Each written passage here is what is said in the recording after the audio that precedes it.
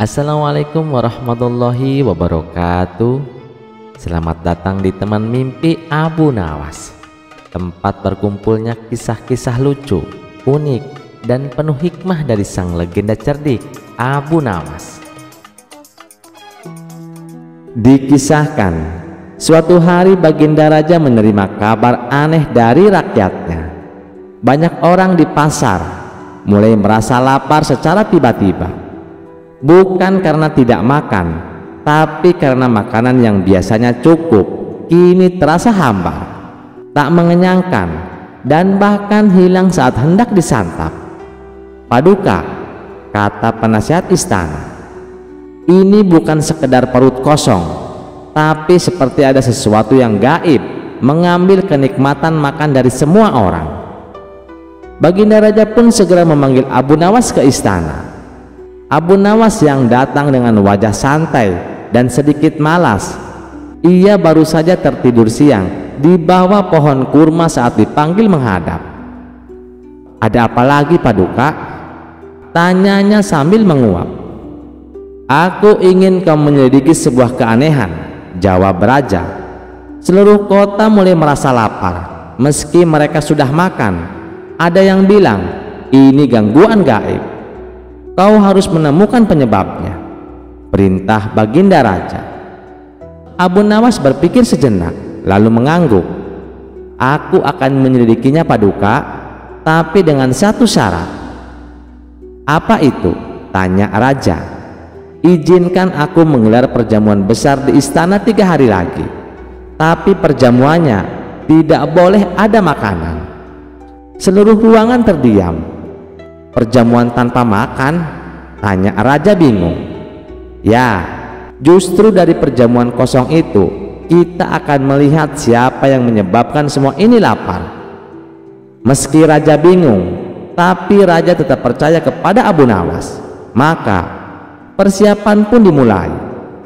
Selama 3 hari Abu Nawas mengirim undangan resmi ke seluruh pejabat, saudagar kaya, ulama, penyair, tukang sihir, bahkan pengemis di sudut kota. Semua diundang ke sebuah perjamuan megah tanpa disebutkan menunya. Hari H pun tiba. Aula istana dihiasi megah, meja-meja panjang penuh taplak emas, lilin beraroma harum, dan peralatan makan terbaik yang dimiliki istana. Tapi satu hal yang mencengangkan semua tamu, tak ada satupun makanan di atas meja. "Ini perjamuan apa?" teriak seorang saudagar. "Mana makanannya?" keluh penyair Persia yang sudah puasa demi bisa makan lebih banyak. Tapi Abu Nawas hanya tersenyum dan berkata, "Tenang saudara-saudaraku, perjamuan ini bukan sembarang perjamuan. Ini adalah perjamuan gaib."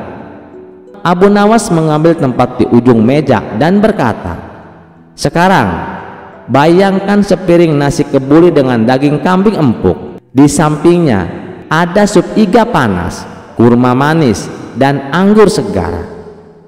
Beberapa tamu mulai tertawa, yang lain mencoba ikut-ikutan. Seorang ulama tua bahkan mulai mengaduk piring kosongnya dan berkata, "Masya Allah, rasa rempahnya sangat terasa." "Bagus," kata Abu Nawas. "Nikmatilah perjamuan ini dengan lidah hati, bukan lidah perut." 1 jam berlalu.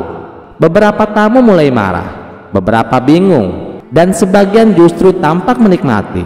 Perjamuan kosong itu seolah betulan terasa. Tapi kemudian seorang tamu misterius bangkit dan tertawa terbahak-bahak. Ia mengenakan jubah hitam panjang, wajahnya pucat, dan matanya tajam seperti elang. Ia berkata lantang, "Aku tak menyangka, Abu Nawas, kau menyelenggarakan perjamuan tanpa makan, dan justru aku yang merasa kenyang." Abu Nawas tersenyum. "Ah, jadi kau datang juga, Tuan Gaib?" Raja Harun berdiri. "Siapa dia?" Abu Nawas menunjuk pria itu. "Inilah penyebab kelaparan aneh di Baghdad. Namanya dikenal dalam dunia gaib sebagai si pemakan hasrat, makhluk halus yang hidup dari keinginan manusia. Ia tak makan roti atau nasi, tapi menyedot kenikmatan dari rasa lapar yang tak terpenuhi. Tamu itu tertawa. Benar manusia, aku hidup dari nafsu makan yang tak kau kendalikan. Ketika orang makan bukan karena butuh, tapi karena rakus, aku masuk lewat itu. 3 hari yang lalu, seorang saudagar tamak memanggilku dengan doa yang penuh keserakahan. Maka aku datang dan membuat semua orang merasakan lapar meski sudah makan. Baginda Raja hendak memerintahkan pengawal untuk menangkap makhluk itu, tapi Abu Nawas mengangkat tangan. Makhluk ini tidak bisa dilawan dengan pedang Baginda. Ia hidup dari ketidakpuasan. Tapi seperti yang ia katakan tadi, hari ini justru ia kenyang, bukan karena kita memberi makan, tapi karena kita tidak makan.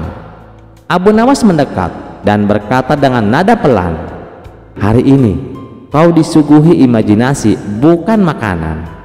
Kau kenyang karena kami semua tidak serakah. Sekarang kau harus pergi, karena kota ini sudah tahu cara mengusirmu." Makhluk itu menghela napas panjang, lalu tubuhnya perlahan menghilang seperti asap. Saat ia lenyap, terdengar suara samar, "Kau menang kali ini, Abu Nawas." Dan seketika itu juga semua tamu merasa kenyang. Para pejabat yang sejak tadi lemas tiba-tiba merasa segar. Bahkan raja pun terkekeh. Perjamuan paling aneh tapi paling berhasil.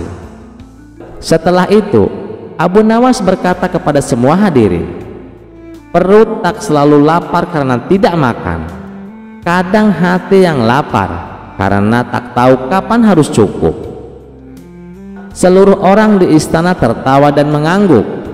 Perjamuan tanpa makan itu menjadi legenda di Baghdad, dan Abu Nawas sekali lagi membuktikan bahwa dengan akal dan sedikit rasa humor, masalah sebesar apapun bisa diselesaikan, bahkan yang bersifat gaib. Kisah selanjutnya. Suatu pagi yang cerah di Baghdad, ketika matahari belum naik tinggi dan burung-burung baru saja mulai berkicau, suasana istana tiba-tiba menjadi tegang. 2 wanita datang sambil menangis dan berteriak, membawa seorang bayi kecil yang sedang tertidur pulas. Mereka bersikeras bahwa bayi itu adalah anak mereka. "Tuanku Baginda Raja," kata pengawal istana, "kami tak dapat menyelesaikan perkara ini. Kedua wanita ini bersikeras menjadi ibu dari bayi yang sama." Raja mengerutkan kening. Ia menatap bayi mungil itu dan 2 wanita yang tampak lelah, kusut dan putus asa. "Aku tak ingin salah mengambil keputusan dalam perkara sensitif ini," ujar sang raja. "Panggil Abu Nawas," perintah raja kepada pengawal. Tak lama kemudian Abu Nawas hadir di hadapan raja. Seperti biasa, wajahnya tenang dan sedikit menyiratkan rasa penasaran. "Ada apa gerangan, tuanku?" tanyanya sambil membungkuk hormat. 2 wanita ini memperebutkan seorang bayi. Keduanya mengaku sebagai ibu kandungnya. "Aku tak bisa menentukan siapa yang benar tanpa bukti yang jelas." Abu Nawas menatap kedua wanita itu dalam-dalam. Wajah mereka hampir sama-sama muram, sama-sama meyakinkan, dan sama-sama penuh air mata. Ia tahu kebenaran tak bisa dilihat dari tangisan. "Aku ingin mendengarkan penjelasan mereka satu persatu," kata Abu Nawas. "Wanita pertama, sebut saja Zainab, angkat bicara." "Aku melahirkan bayi ini 3 bulan lalu. Kami tinggal di rumah yang sama. Karena rumah kami terbakar dan kami ditampung oleh seorang dermawan. Tapi suatu malam bayi ini terlepas dari pelukanku. Ketika aku terbangun, dia sudah berada di pelukan wanita itu." Wanita kedua, kita sebut saja Salma, langsung membantah, "Itu bohong. Bayi ini anakku. Akulah yang menyusuinya setiap hari. Dia hanya ingin mengambil anakku karena tidak punya anak sendiri." Kedua wanita itu berseru dan saling tunjuk. Suasana istana makin panas. Raja gelisah, namun Abu Nawas tetap tenang. Abu Nawas berdiri, lalu meminta penjaga membawa sebuah pedang panjang. Semua orang terkejut. "Untuk apa pedang itu, Abu Nawas?" tanya raja. Abu Nawas tidak langsung menjawab. Ia berdiri di tengah-tengah ruangan, menatap kedua wanita yang kini terdiam karena takut. "Aku telah memikirkan cara adil untuk menyelesaikan masalah ini," ujarnya pelan. "Karena tak ada yang mau mengalah dan tidak ada bukti siapa ibu yang sah, maka aku akan membelah bayi ini menjadi dua. Setiap wanita akan mendapatkan setengah bagian." Ruangan seketika hening. Raja hampir berdiri dari singgasananya. "Abu Nawas, kau tidak serius kan?" Namun sebelum raja bisa menyela lebih jauh, Zainab langsung berteriak, "Tidak, jangan lakukan itu. Serahkan saja bayi itu padanya. Aku tak sanggup melihat anakku mati." Sementara Salma, yang sejak tadi menangis, justru berkata lirih, "Lakukanlah jika itu memang keputusan Abu Nawas. Setidaknya aku masih bisa mendapatkan bagian." Abu Nawas menatap tajam ke arah mereka berdua. Ia menaruh pedangnya kembali ke dalam sarung. "Sekarang aku sudah tahu siapa ibu kandung bayi ini," katanya tegas. Abu Nawas mendekati raja dan berkata, "Baginda, Zainablah ibu yang sebenarnya. Seorang ibu sejati tidak akan pernah tega melihat anaknya celaka, bahkan jika harus kehilangan hak asuh. Sementara wanita satu lagi lebih peduli pada bagiannya, bukan pada keselamatan si bayi." Raja mengangguk.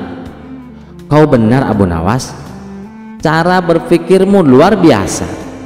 Zainab segera memeluk bayi itu erat-erat sambil menangis lega. Salma hanya tertunduk. Ia tidak membantah karena hatinya tahu ia telah kalah oleh kasih sayang sejati. Baginda raja lalu memerintahkan agar Salma tidak dipenjara, melainkan dibimbing dan diberikan pekerjaan di dapur istana agar ia bisa hidup dengan jujur.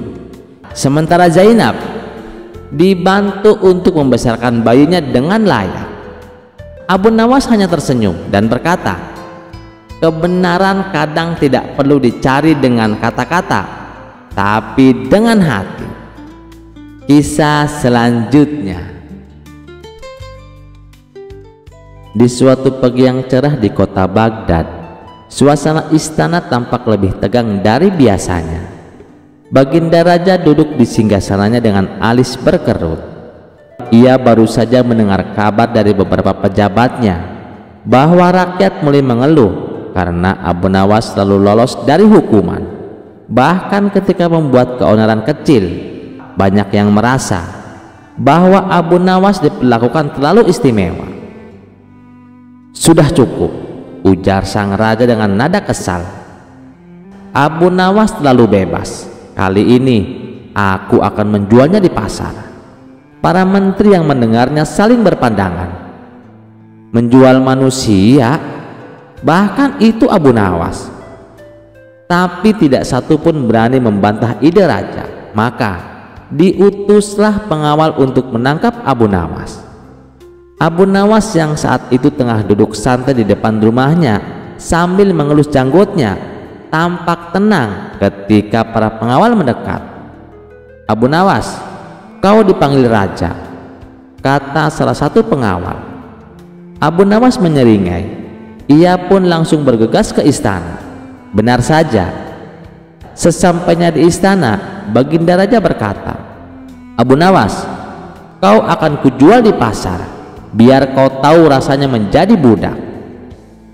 Abu Nawas mengangguk tenang. "Baiklah tuanku, asal harganya cocok dan tempatnya teduh." Raja makin kesal. Ia memerintah agar Abu Nawas diikat dan dibawa ke pasar esok pagi.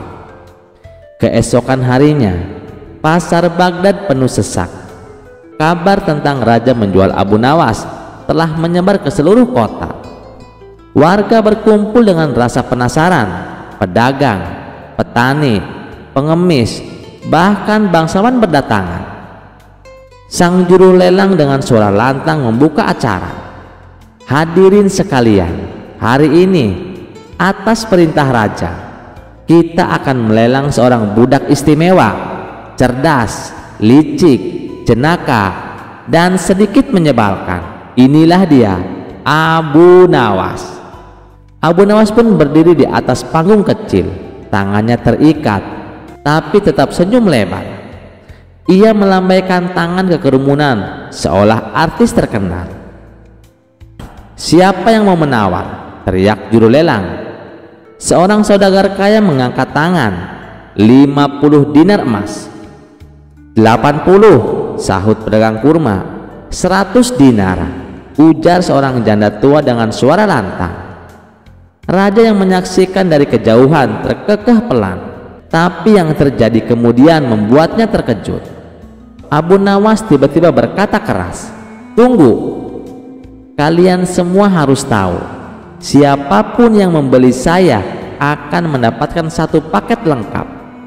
Saya akan tinggal di rumah Anda, mengatur keuangan Anda, mengomentari makanan Anda, dan saya akan menuntut tidur di ranjang terbaik di rumah."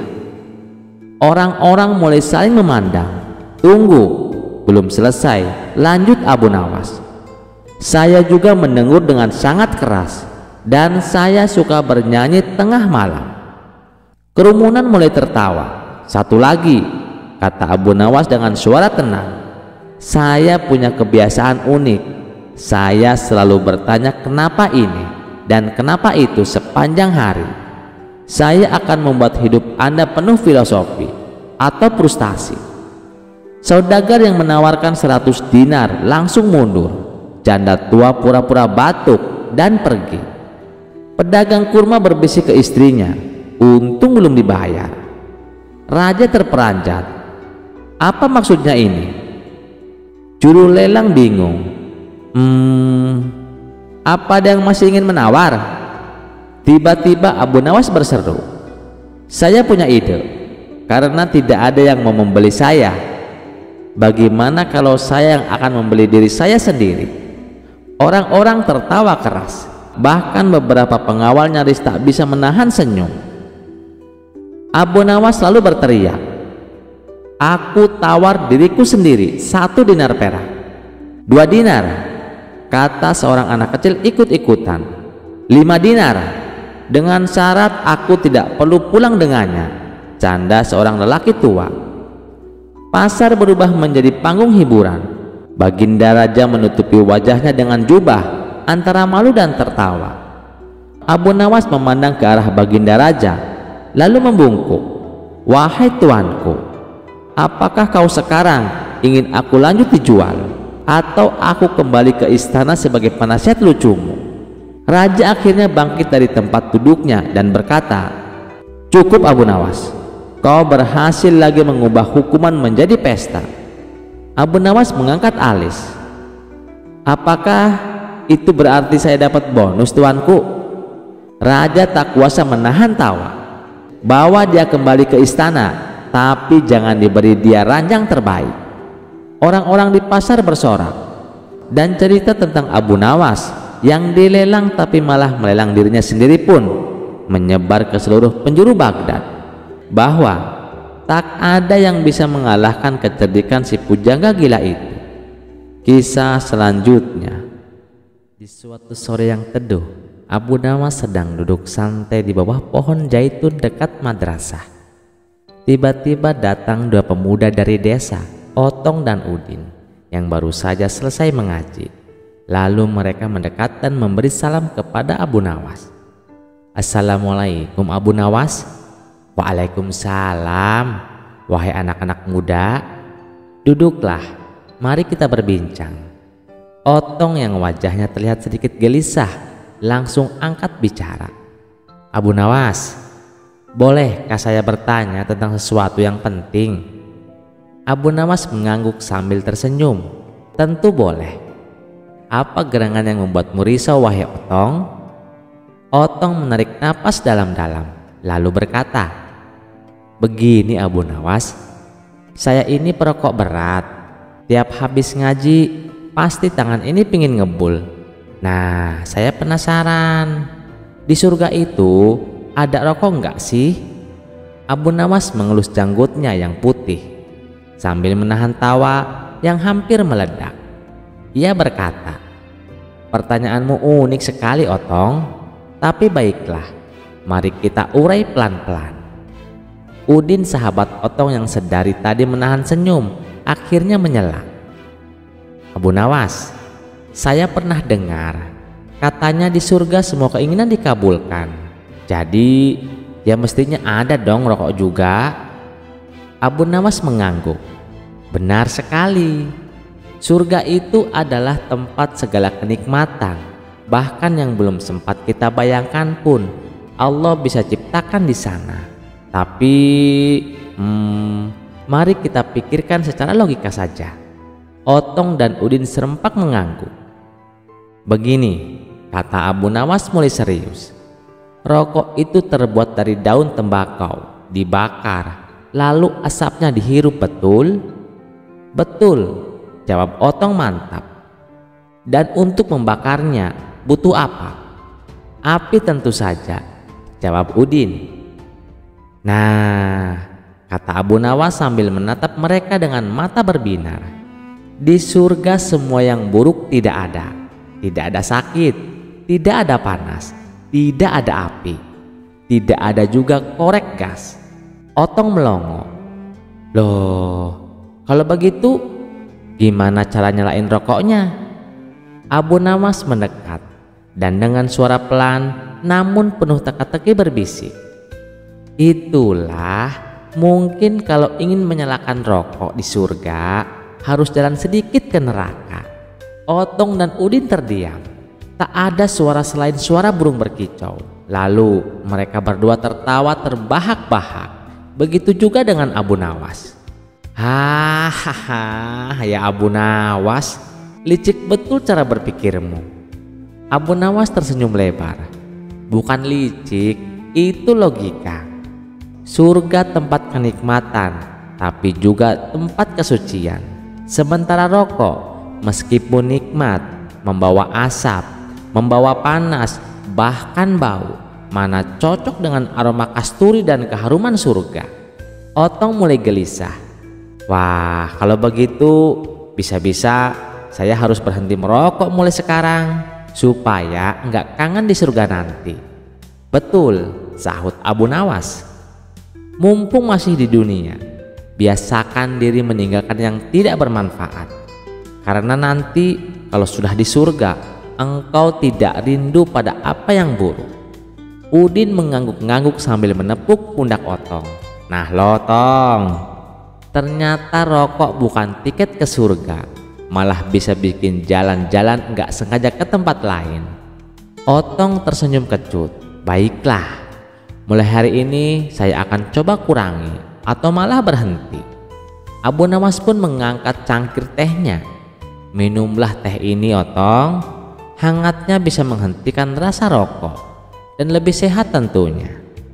Hangatnya bisa menghentikan rasa rokok dan lebih sehat tentunya." Sore itu pun diakhiri dengan tawa, teh hangat dan satu tekad baru dari Otong. Semua karena jawaban jenaka, tapi penuh makna dari si cerdik Abu Nawas. Kisah selanjutnya. Pada suatu pagi yang cerah di kota Baghdad, Abu Nawas sedang duduk santai di kedai kopi favoritnya. Ia menikmati secangkir kopi hangat sambil menikmati orang-orang yang berlalu lalang. Tiba-tiba ia melihat sekelompok orang yang sedang berkumpul dan tampak berdebat dengan serius. Rasa penasaran pun muncul dan Abu Nawas mendekati kerumunan itu. Di tengah kerumunan, seorang pria berjenggot tebal sedang berbicara dengan lantang. "Rokok itu haram, tidak ada manfaatnya sama sekali dan hanya membahayakan kesehatan," katanya. Seorang pria lain yang tampak sebagai perokok berat dengan sebatang rokok di tangannya membantah. "Weh, nggak bisa begitu dong. Rokok itu membuatmu menenangkan pikiran dan toh banyak orang yang menikmatinya." Abu Nawas dengan senyum lebar di wajahnya pun menyapa, "Saudaraku, apa yang sedang kalian perdebatkan ini?" "Kami sedang mendiskusikan apakah rokok itu haram atau tidak." "Nah, kalau kamu Abu Nawas, apa pendapatmu?" Abu Nawas pun mengangguk bijak, lalu berkata, "Baiklah, ayo kita lihat masalah ini dari sudut pandang yang berbeda. Nah, sekarang apakah ada yang tahu hukum makan roti dengan susu?" Kerumunan pun terdiam. Lalu salah satu dari mereka menjawab, "Tidak ada Abu Nawas, itu sih perkara mubah, boleh-boleh saja dilakukan." Lalu Abu Nawas pun tersenyum dan melanjutkan, "Lalu bagaimana dengan naik unta di sore hari?" Kembali kerumunan pun terdiam. Pria berjenggot tebal pun menjawab, "Ya, tentu saja tidak ada hukum yang melarangnya lah Abu Nawas." Abu Nawas pun tertawa kecil dan berkata, "Nah, jika hal-hal sederhana seperti ini tidak ada hukumnya, kenapa kita tidak melihat rokok dengan cara yang sama? Rokok, roti dengan susu, atau naik unta di sore hari tidak disebutkan secara khusus dalam Al-Quran maupun Al-Hadis. Yang penting ada niat dan dampaknya." "Tapi Abu Nawas, rokok itu kan jelas merugikan kesehatan. Bukankah sesuatu yang merugikan itu harus dihindari?" tanya pria berjenggot tebal. Abu Nawas pun mengangguk setuju. "Iya, itu benar saudaraku. Tapi ingatlah, banyak hal yang jika berlebihan juga merugikan. Minum kopi terlalu banyak bisa membuatmu jantung berdebar-debar. Tetapi apakah kita akan melarang kopi?"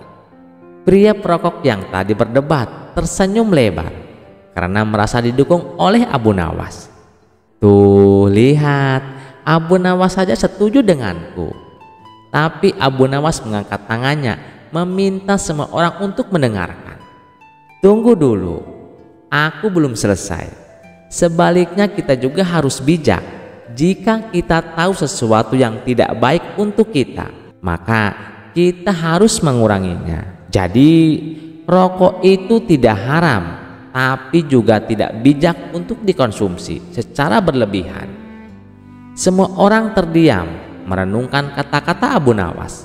Dengan ada jenaka, Abu Nawas menambahkan, "Dan ingat, jika kalian ingin merokok, lakukanlah jauh dari orang yang tidak merokok. Sebab tidak semua orang itu suka roti dengan susu, dan pastinya tidak semua orang juga suka dengan asap rokok." Kerumunan itu pun tertawa terbahak-bahak.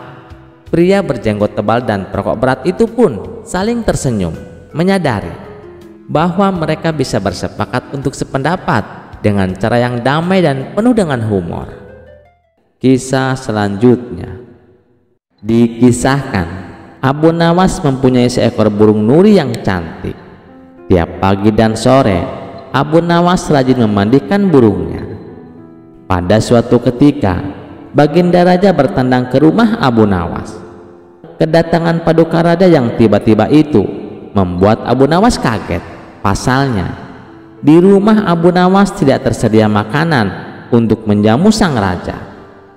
"Tidak usah repot-repot Abu Nawas, saya hanya mampir sebentar. Ngomong-ngomong, bagaimana kabarmu? Lama sekali kamu tidak ke istana," ucap sang raja. "Alhamdulillah, keadaan saya baik-baik saja Paduka," balas Abu Nawas. Paduka Raja mengamati sekeliling rumah Abu Nawas. Saat matanya tertuju ke pojok rumah, Paduka Raja melihat seekor burung nuri di dalam sangkar. "Kamu sekarang memelihara burung, wahai Abu Nawas?" tanya sang raja. "Betul sekali Paduka yang mulia," jawab Abu Nawas. Sang raja kembali berkata, "Burung kamu bagus, bulunya juga indah. Saya suka sekali melihatnya. Kalau kamu berniat menjualnya, jangan ditawarkan kepada orang lain, tawarkan saja kepadaku. Berapapun harganya, pasti aku akan membayarnya." Abu Nawas tidak menjawab. Ia hanya mengangguk kepalanya. Tapi dalam hati, Abu Nawas berkata, "Mana mungkin aku menjual burung yang tidak berharga ini kepada Baginda." Akhirnya, keesokan paginya Abu Nawas datang ke istana. Dia datang dengan membawa burung nuri yang diinginkan baginda. Abu Nawas tidak ingin menjualnya. Dia ingin memberikan cuma-cuma kepada baginda. Tapi di pintu gerbang istana, 2 orang pengawal menahannya. Mereka berdua adalah kepercayaan menteri istana yang dengki kepada Abu Nawas. "Ada keperluan apa kamu datang kemari?" tanya pengawal. Abu Nawas menjawab, "Tempo hari Paduka Raja datang ke rumah saya dan menyukai burung saya. Oleh sebab itu, saya ingin memberikan burung itu kepada baginda raja." Salah seorang pengawal berkata, "Tinggalkan saja burung jelek itu di sini. Biar aku yang menyerahkan kepada baginda raja." Abu Nawas pun menurut. Dalam situasi seperti ini, ia tak mungkin melawan. Kedua pengawal itu lalu menukar burung Abu Nawas dengan burung gereja. Setelah itu diserahkan kepada baginda raja. "Paduka yang mulia, ini ada titipan burung dari Abu Nawas," ucap pengawal. "Kurang ajar Abu Nawas," kata sang raja penuh dengan emosi. Sang raja merasa terhina dengan perbuatan Abu Nawas. Burung nuri yang diharapkannya, tapi burung gereja yang dikirimkan. Sang menteri yang dengki kepada Abu Nawas tersenyum puas melihat kinerja anak buahnya. "Kali ini engkau pasti akan kena hukuman, wahai Abu Nawas," ujar menteri istana dalam hati. Tanpa menunggu waktu, saat itu juga baginda raja mendatangi rumah Abu Nawas. "Hai Abu Nawas, kalau kau tidak ingin menjual burung nuri itu kepadaku, aku tidak apa-apa. Tapi jangan kau kirim burung gereja ke istana. Itu suatu penghinaan buatku," kecam baginda raja dengan mata memerah menahan amarah. Abu Nawas kaget mendengar perkataan baginda raja. Padahal yang ia kirimkan adalah burung nuri sesuai dengan keinginan baginda raja. Tapi Abu Nawas tidak mempunyai saksi untuk membuktikannya. Sedangkan kedua pengawal yang menghadangnya di istana adalah orang kepercayaan menteri yang dengki kepada dirinya. Tapi Abu Nawas tidak kehilangan akal. "Begini Paduka yang mulia," tutur Abu Nawas, mencoba meredakan amarah baginda. "Di istana Paduka telah kemasukan 2 orang penyihir."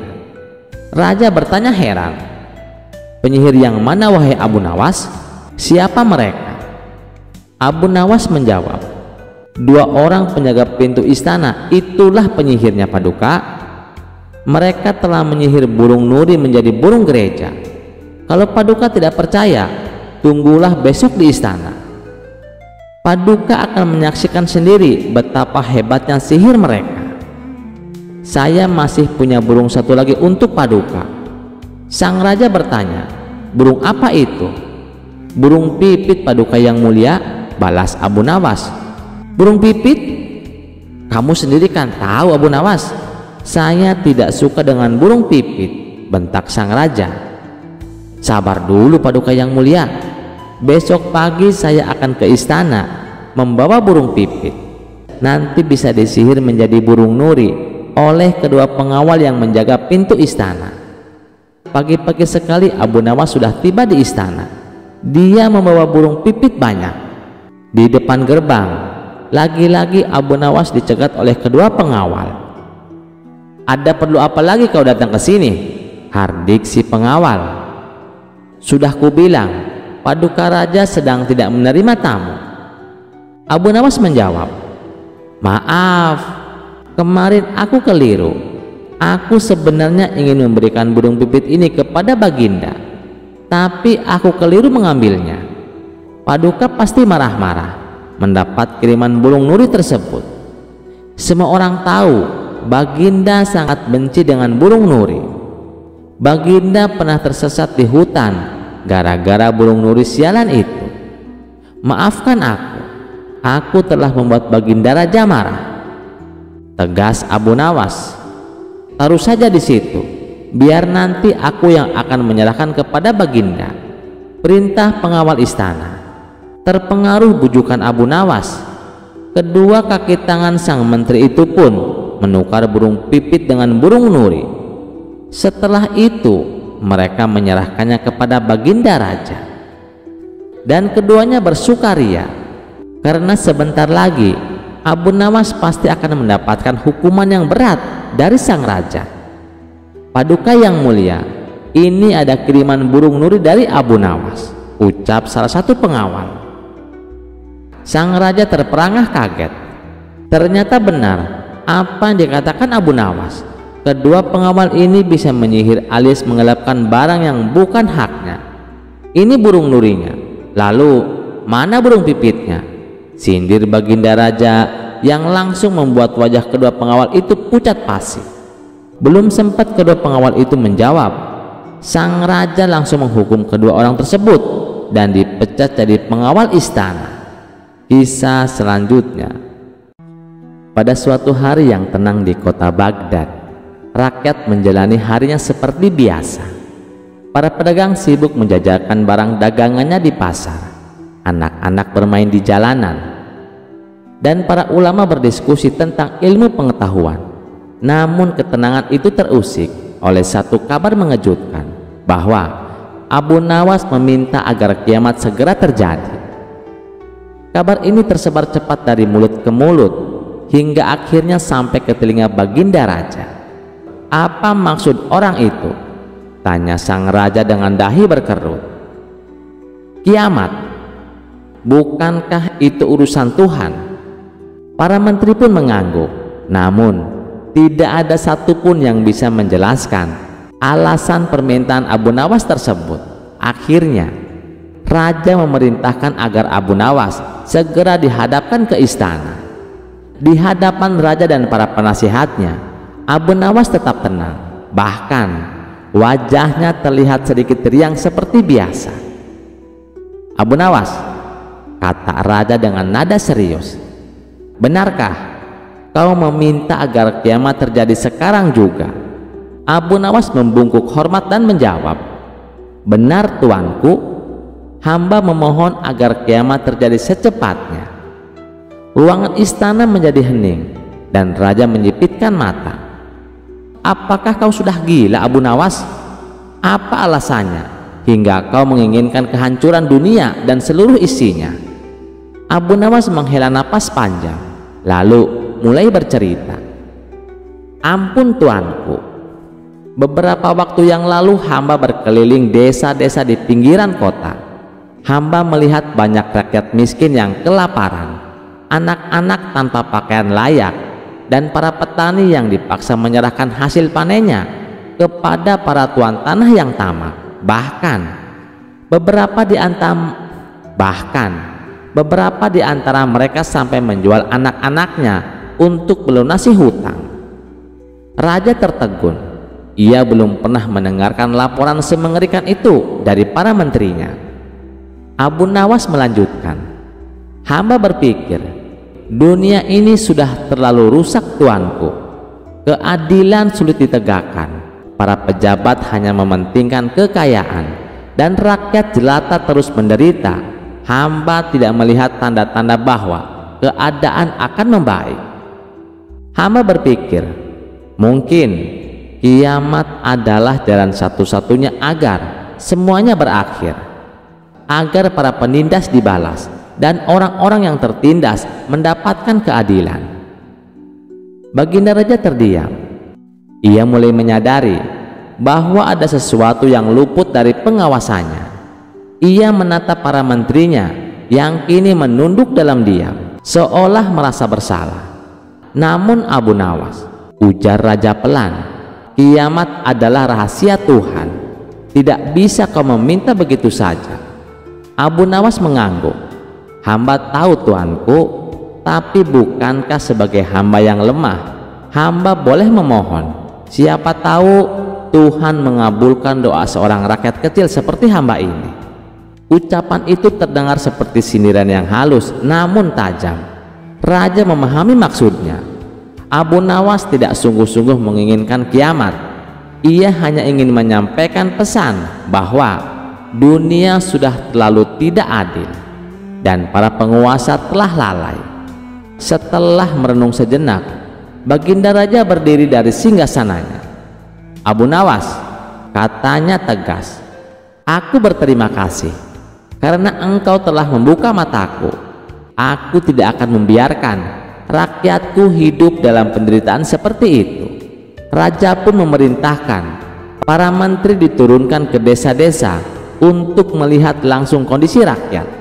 Tuan-tuan tanah yang menindas ditangkap dan diadili. Gudang makanan kerajaan dibuka untuk diberikan kepada rakyat miskin.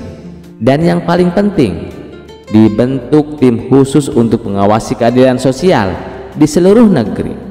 Mulai hari ini, lanjut raja, aku ingin negeri ini menjadi tempat di mana keadilan ditegakkan. Jangan sampai rakyat memohon kiamat karena kita para penguasanya lalai menjalankan amanah. Abu Nawas tersenyum dan membungkuk hormat. Hamba tidak pernah benar-benar ingin kiamat terjadi, tuanku. Hamba hanya ingin melihat keadilan turun ke bumi seperti turunnya hujan yang menyuburkan tanah tandus. Raja mengangguk lalu berkata, kau memang gila Abu Nawas, tapi gila yang sangat waras. Seluruh ruangan tertawa lega, ketegangan sirna, dan hari itu kerajaan memulai perubahan besar demi kesejahteraan rakyatnya. Kisah selanjutnya dikisahkan suatu hari Abu Nawas dipanggil ke istana.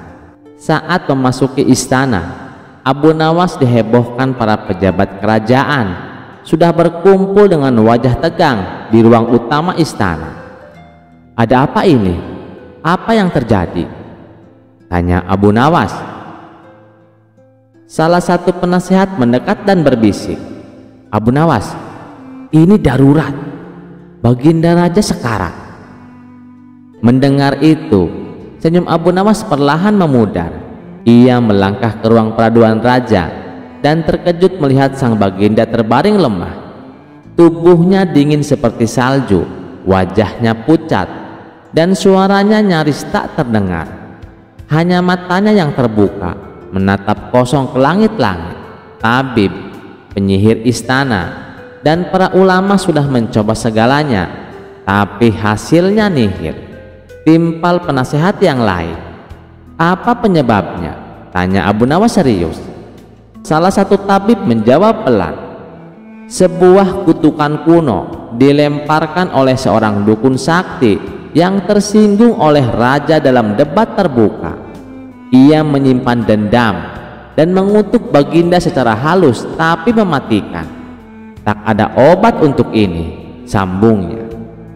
Abu Nawas hanya tersenyum tipis lalu berbisik, kalau sihir yang menanam, maka akal yang akan mencabutnya.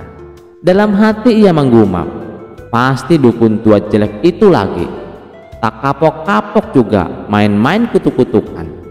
Pada malam harinya Abu Nawas bergerak cepat. Ia mengenakan jubah hitam lusuh, menyamar sebagai utusan istana. Dengan tongkat kayu tua dan langkah mengendap-endap, ia menuju hutan angker tempat sang dukun tinggal, di sebuah gubuk reot yang diselimuti kabut, yang dimana burung hantu pun ogah singgah. Setibanya di sana, ia mengetuk pintu dengan pelan. Tok, tok, tok. Pintu terbuka dan keluarlah sang dukun. Rambut acak-acakan, mata menyala merah, dan mulutnya komat kamit membaca mantra. Apa kau datang untuk memohon belas kasihan? Tanya sang dukun dingin. Abu Nawas membungkuk rendah dengan suara pelan tapi meyakinkan. Ia berkata, bukan Dukung Agung, justru aku membawa kabar baik. Sang raja sangat berterima kasih atas kutukanmu. Semenjak itu beliau menjadi lebih tenang, bijak, bahkan katanya tidur lebih nyenyak dari sebelumnya. Sang dukun memicingkan mata. Apa maksudmu? Beliau malah ingin memberikan hadiah emas dan jabatan penasihat kerajaan kepadamu, karena katanya kutukanmu membawa perubahan besar dalam dirinya. Sang dukun terdiam beberapa saat, lalu tertawa terbahak-bahak. Apa? Jadi kutukanku malah membuatnya bahagia? Dengan wajah merah padam, sang dukun mengangkat tangan dan berteriak, kalau begitu aku cabut kutukannya. biar dia kembali ke sifat aslinya yang menyebalkan itu. Lihat apakah dia masih bisa tenang. Begitu mendengar itu, Abu Nawas buru-buru pamit dengan pura-pura panik, lalu melesat pulang ke istana. Dalam hati ia menyengir puas. Terima kasih dukun, kau terlalu mudah dipancing. Keesokan harinya, raja bangun dari tidurnya. Tubuhnya mulai hangat, wajahnya cerah, dan suaranya kembali lantang. Abu Nawas, panggilnya. Kemarilah sang penyelamatku. Abu Nawas datang dengan langkah ringan dan wajah kalem. Sang raja memeluk erat Abu Nawas. Bukan sihir, tapi akalmu yang menyelamatkanku, katanya. Abu Nawas hanya tersenyum dan berkata, kadang yang kita butuhkan bukan pedang atau mantra, tapi satu kalimat yang tepat di waktu yang tepat. Kisah selanjutnya. Raja Harun al-Rasyid duduk di singgasananya dengan senyum penuh kelicikan. Ia tak pernah bosan menguji kecerdasan Abu Nawas. Hari itu ia memanggilnya ke istana dengan tantangan baru. Ketika Abu Nawas tiba, raja berkata, Abu Nawas, aku ingin kau menghitung semua bintang di langit. Jika kau bisa melakukannya, aku akan memberikanmu hadiah besar. Tapi jika tidak, kau akan dianggap tidak lagi cerdik dan akan dihukum. Abu Nawas mengelus janggutnya dan menjawab, ampun Baginda, menghitung bintang di langit itu sangat mustahil Baginda. Raja tersenyum penuh tipu daya. Jadi kau menolak Abu Nawas? Tidak Baginda, tidak, hamba tidak menolak. Baiklah Baginda, saya akan melaksanakan tugas ini. Saat Abu Nawas keluar dari istana, beberapa menteri menertawakannya. Mereka berbisik-bisik, kali ini Abu Nawas pasti dihukum. Tidak mungkin ia bisa menghitung bintang. Namun Abu Nawas tetap melangkah dengan tenang. Sesampainya di rumah, ia termenung sejenak, lalu tiba-tiba ia tersenyum. Sebuah ide cemerlang muncul di benaknya. Tanpa membuang waktu, ia pergi ke pantai dan mengambil satu karung penuh pasir halus. Ia menggotong karung itu pulang dengan penuh keyakinan. Keesokan harinya Abu Nawas kembali ke istana dengan membawa kantong berisi pasir. Semua orang di istana menatapnya dengan penuh rasa penasaran. Raja menatapnya dengan sinis. Abu Nawas, apakah kau sudah melaksanakan tugas yang aku berikan? Abu Nawas tersenyum lebar. Tentu saja sudah Baginda. Raja mengangguk. Lalu, berapa jumlah bintang di langit? Dengan penuh percaya diri, Abu Nawas meletakkan kantong berisi pasir di hadapan raja. Baginda, semua bintang di langit ada di dalam karung ini. Semua orang terkejut dan mulai berbisik-bisik. Raja pun segera membuka karung tersebut dan ternyata isinya hanyalah pasir. Seketika wajah raja berubah merah padam. Apa-apaan ini Abu Nawas? Ini hanya sekarung pasir, bentak raja dengan marah. Abu Nawas tetap tenang dan menjawab, benar Baginda, pasir yang ada di dalam karung ini jumlahnya sama dengan jumlah bintang di langit. Jika Paduka tidak percaya, silahkan hitung sendiri. Ruangan menjadi hening. Para menteri yang sebelumnya menertawakan Abu Nawas kini terdiam, tak tahu harus berkata apa. Raja pun dibuat pusing 7 keliling. Namun tak lama kemudian ia tertawa terbahak-bahak. Hahaha, kau memang cerdik Abu Nawas. Aku mencoba menjebakmu, tapi kau selalu punya cara untuk mengakaliku.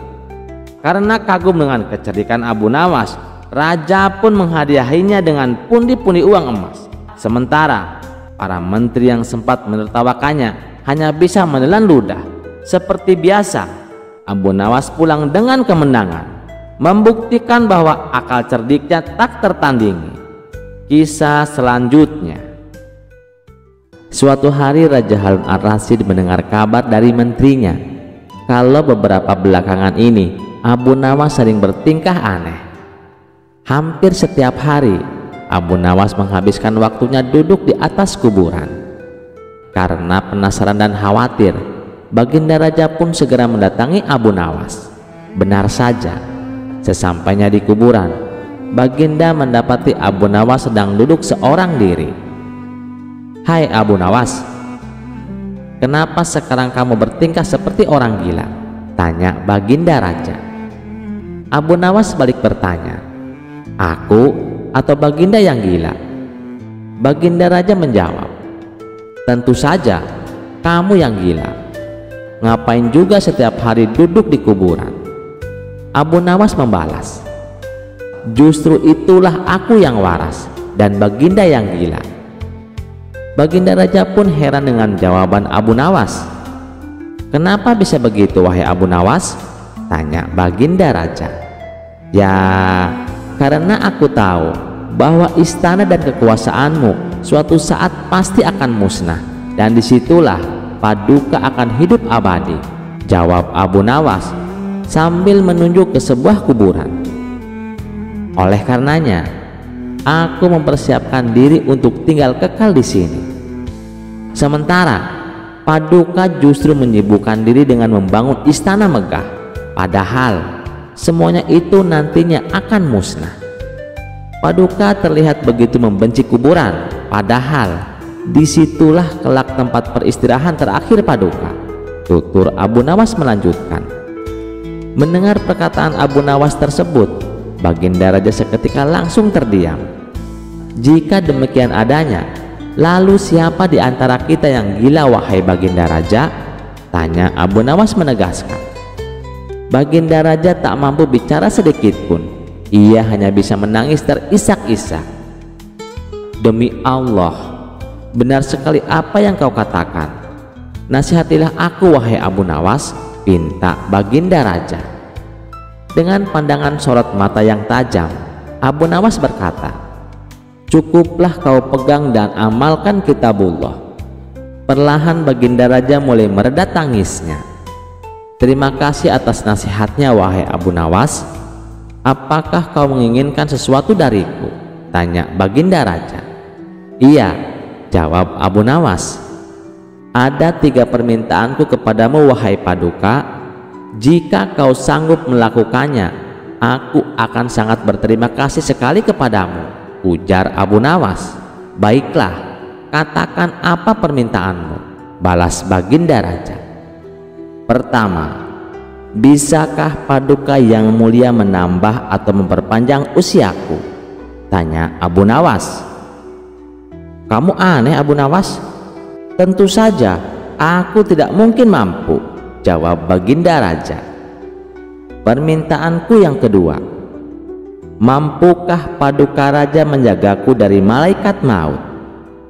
tanya Abu Nawas kembali. "Apalagi ini, aku jelas sangat tidak mampu," jawab Baginda Raja.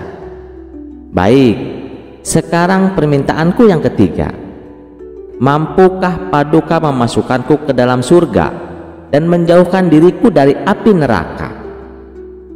Stres ya kamu Abu Nawas. Pertanyaan macam apa ini? Dan tak mungkin mampu aku melakukannya kecuali aku malaikat, jawab Baginda Raja. Kemudian Abu Nawas berkata, "Kalau begitu, aku tidak membutuhkan bantuanmu. Silahkan Paduka Raja pergi dari sini." Baginda Raja pun lantas meninggalkan Abu Nawas seorang diri di sebuah pemakaman yang penuh dengan ketenangan. Bagaimana teman-teman dengan kisah ini? Apakah menarik? Tentu kisah ini menceritakan tentang kehidupan kita, bahwa tidak ada manusia yang kekal abadi. Semuanya akan kembali kepada Allah Subhanahu wa Ta'ala. Dan cerita selanjutnya tidak akan kalah menarik. Mari kita simak ceritanya. Dikisahkan, Baginda Raja baru saja melantik hakim istana yang baru. Hakim tersebut terkenal jujur dan juga baik hati. Yang paling disukai Baginda dari hakim baru ini, ia gemar berburu di hutan seperti dirinya. Suatu hari di sela-sela waktu santai Baginda Raja, ia memanggil hakim baru tersebut untuk menghadapnya. "Bagaimana pekerjaanmu? Apakah ada kasus yang sulit diselesaikan?" tanya Baginda Raja. "Alhamdulillah Paduka, semua pekerjaan masih bisa saya atasi," jawab hakim istana. "Bagus, awas jangan main-main dengan jabatanmu. Kalau kamu sampai ketahuan menerima sogokan, saya bukan hanya akan memecatmu, tapi juga akan memenjarakanmu," ancam Baginda Raja. "Jangan khawatir Paduka, saya ini bukan tipe orang yang suka disogok. Malah saya justru membenci perbuatan itu. Saya ini kan sudah kaya Paduka, buat apa menerima sogokan? Bukankah Paduka tahu sendiri, gaji saya sebagai hakim sepenuhnya saya sumbangkan untuk fakir miskin," ujar hakim istana. "Baguslah, saya percaya padamu. Oh ya, saya dengar katanya kamu gemar berburu di hutan. Bagaimana kalau besok kita berburu bersama-sama?" ajak Baginda Raja. "Dengan senang hati wahai Paduka yang mulia, saya terima ajakan Paduka," balas hakim istana. "Baiklah, besok kita berangkat, tapi saya akan mengajak Abu Nawas," timpal Baginda Raja. Abu Nawas yang saat itu sedang cekcok dengan istrinya langsung menerima ajakan Baginda Raja. Dengan begitu, ia bisa menghindari omelan sang istri. Singkat cerita, Abu Nawas, hakim istana, dan Baginda Raja pergi meninggalkan istana. Ketiganya memulai perjalanan menuju hutan. "Abu Nawas, apa kamu punya saran? Hutan yang mana yang akan kita tuju?"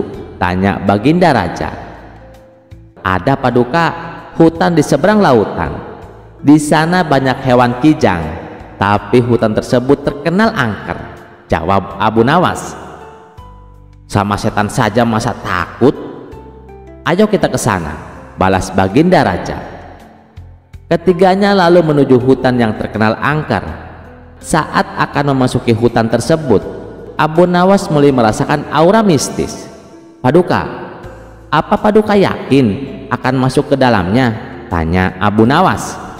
"Tenang saja Abu Nawas, saya dan hakim istana sudah pengalaman keluar masuk ke dalam hutan," jawab Baginda Raja. Tidak berapa lama, tampak seekor kijang muncul di hadapan mereka. Baginda Raja dan hakim istana langsung mencabut anak panah dan membidiknya. Tapi sayang, bidikannya mereka meleset sehingga membuat kijang tersebut berlari ke tengah hutan. "Ayo kita kejar," teriak Baginda Raja. Mereka pun mengikuti arah larinya kijang. Sedang asik-asiknya mengejar hewan buruan, tiba-tiba muncul seekor harimau. Melihat ada mangsa di depannya, harimau itu langsung mengejarnya. Baginda Raja dan Abu Nawas serta hakim istana spontan kabur menghindari kejaran harimau. Setelah beberapa lama kemudian, akhirnya mereka bertiga pun selamat. Namun mereka dihadapkan permasalahan baru. Pasalnya, mereka tidak tahu arah jalan pulang. Mereka bertiga tersesat di tengah hutan yang angker. Baik Baginda Raja, hakim istana, dan Abu Nawas, mereka tidak tahu harus meminta tolong kepada siapa. Apalagi sudah mulai terlihat gelap di tengah situasi yang genting.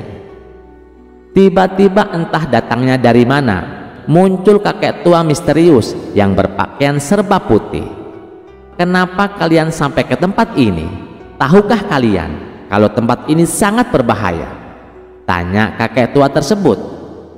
"Kami tersesat, Kek. Apakah kakek bisa membantu kami?" kata Baginda Raja.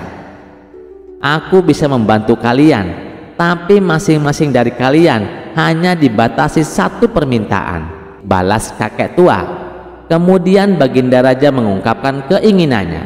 "Begini Kek, saya ingin pulang ke istana. Saya ini adalah raja. Saya tidak ingin kehilangan istana saya," minta Baginda Raja. "Baiklah, keinginanmu saya kabulkan," jawab kakek tua. Seketika Baginda Raja langsung menghilang. Ia kini sudah berada di istananya, duduk di singgasana bersama sang permaisuri. "Syukurlah, akhirnya aku bisa kembali berada di sini," ucap Baginda Raja. Sekarang giliranmu, apa permintaanmu? Tanya kakek tua kepada hakim istana. Saya ini hakim istana, kek. Saya adalah hakim yang kaya raya. Saya ingin pulang ke rumah saya yang sangat megah. Saya tak mau kehilangan harta kekayaanku. Saya ingin secepatnya berkumpul dengan istri dan anak-anakku, minta hakim istana. Baiklah, keinginanmu saya kabulkan, jawab kakek tua. Seketika hakim istana langsung menghilang. Ia kini berada di rumahnya yang megah, berkumpul dengan istri dan anak-anaknya. Kini tinggallah Abu Nawas seorang diri di dalam hutan. Sekarang giliranmu, apa permintaanmu? Tanya kakek tua kepada Abu Nawas. Saya ini orang miskin, kek. Rumah saya kecil dan tidak ada harta yang berharga di rumah. Saya juga sedang cekcok sama istri. Saya tidak tahan dengan omelannya. Hal inilah yang membuat saya tidak betah di rumah, kek. Jadi saya meminta supaya Baginda Raja dan hakim istana dikembalikan ke sini untuk menemaniku, minta Abu Nawas. Seketika permintaan Abu Nawas terkabul. Baginda Raja dan hakim istana tiba-tiba kembali berada di sampingnya. Hakim istana dan Baginda Raja terkejut dengan kejadian ini.